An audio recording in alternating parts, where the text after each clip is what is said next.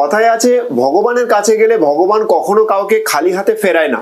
তো আজকে সেটা হলো হার্দিক পান্ডিয়ার সাথে, আবারও সেটা প্রমাণ হলো। পরপর 3 ম্যাচ হারার পরে ভগবানের কাছে, শিব ঠাকুরের কাছে গিয়ে শিবকে নিয়ে পুজো করেছে হার্দিক পান্ডিয়া, তার পরের ম্যাচই জিত।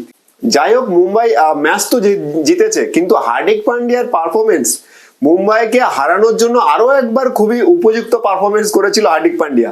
যেভাবে হোক রোহিত শর্মা, ঈশান কিষানের স্টার্টিং, রোমারিও শেফার্ডের finish and Jasprit Bumrah only 22 run, 4 ওভারে 22 রান দিয়ে বুমরা আবারও প্রমাণ করলো সে বিশ্বসেরা বোলার।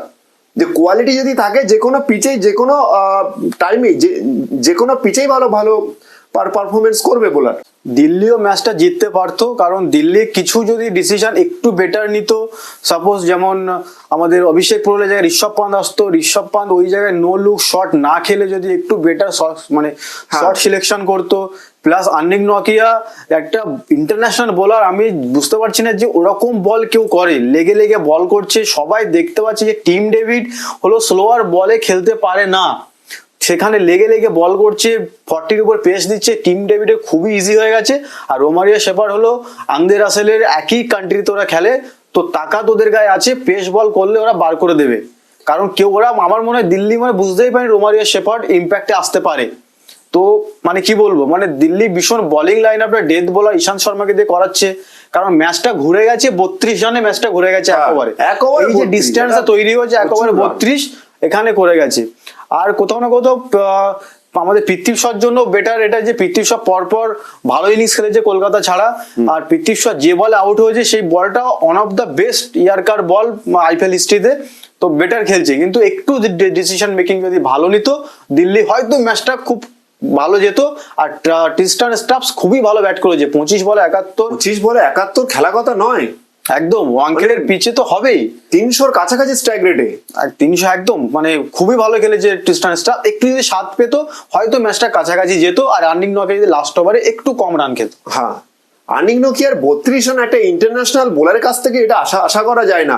আমরা রোমারিও শেফার্ড জানি যে ও পাওয়ার হিটার, কিন্তু ও যত মার খাচ্ছে তত বেশি পেসে বল করছে।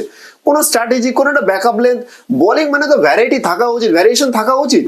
কিন্তু আজকে দেখলাম না, আর্নিক নকিয়াকে সেভাবে দেখলাম না। আর আজকে একটা জিনিস দেখলাম যে মুম্বাইয়ের গ্রাউন্ডে ম্যাক্সিমামটাই বাচ্চাদেরকে খেলা দেখতে নিয়ে আসা হয়েছে। তো সেখানে আজকে যেন আমার কোথাও না কোথাও একটু একটা স্ট্র্যাটেজি মনে হচ্ছে, যেখানে রোহিত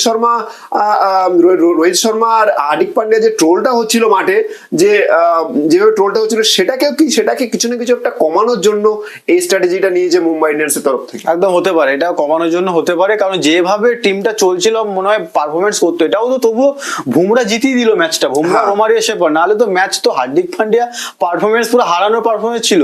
কারণ যেখানে 140 প্লাসে সবাই খেলছে, রোহিত শর্মা ভালো খেলছিল, আমার মতে রোহিত শর্মা হাফ সেঞ্চুরি করতে গিয়ে আউটটা হয়ে গেছে, কারণ পরপর 3 বল ডট খেয়ে গেছিল, তারপর এক রান নেওয়ার জন্য বলটা হয়ে গেল।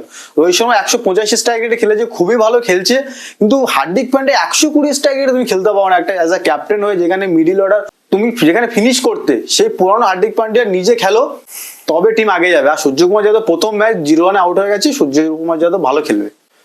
দিল্লির প্লেইং 11 এখনো খারাপ লাগছে যে এই প্লেইং 11 নিয়ে দিল্লি কোয়ালিফাই করবে না। আমার মনে হয় এই সিজনে 3টে টিমকে যদি কোয়ালিফায়ার বাইরে রাখা হয়, তার মধ্যে দিল্লি আছে। এরকম ধরনের যদি প্লেইং 11 সাজানো হয়, যেখানে অভিষেক পুরোল আগে আসছে, ঋষভ পান্ত পরে আসছে, প্লাস বোলিং লাইন আপ সেভাবে স্ট্রং দেখা যাচ্ছে না, ঈশান্ত শর্মা ডেথ ওভার করছে, স্পিনার কোয়ালিটিও সেখানে অ্যাটাক দেখা যাচ্ছে না ভালো, তো কোনো দিক থেকেই টিম ভালো লাগছে না।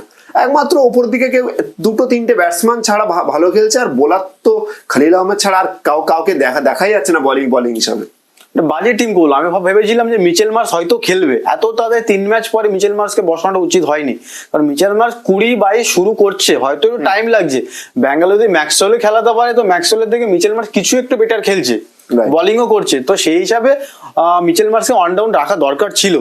টিমটা তাহলে আজ ভালো লাগতো। দুটোই বিদেশি ফাস্ট বোলার দিল্লির টিমে শোভা পায় না, কারণ যেখানে কি বলবো, মুকেশ কুমার যদি থাকতো আজকে এত রানটা হতো না, কারণ Mukesh Kumar death over variation আছে ভালো, হ্যাঁ সব স্লোয়ার আছে। আমার মনে হয় মুকেশ কুমার হয়তো চোট আছে, আর কুলদীপ যাদবের চোট আছে, সবাই জানি, এই দুটো মাইনাস পয়েন্ট এদের হয়ে গেছে, কিন্তু ব্যাকআপটা তৈরি করা অবশ্যই দরকার ছিল। যেখানে এটা মানে বেঞ্চেও কেউ নেই। হ্যাঁ বেঞ্চেও ভালো স্পিনারও নেই, মানে বেটার কিছুই নেই যার আমি দেখলাম। খালিল ভালো বল করছে, একার উপর চাপ আসছে, সাপোজ আরো সাইড থেকে কারো দরকার। আর মেন লিড একটা স্পিনার আর প্লাস ডেথ ওভার করার দরকার। নিশান্ত শর্মা দিয়ে ডেথ ওভার হবে না। অনেক নকে আজিয়ে মার খেয়েছে, কিন্তু বেটার বোলার, কিন্তু একটু পড়াশোনা করা দরকার যে টিম ডেভিড স্লোয়ার বল খেলতে পারে না, স্লোয়ার করা দরকার।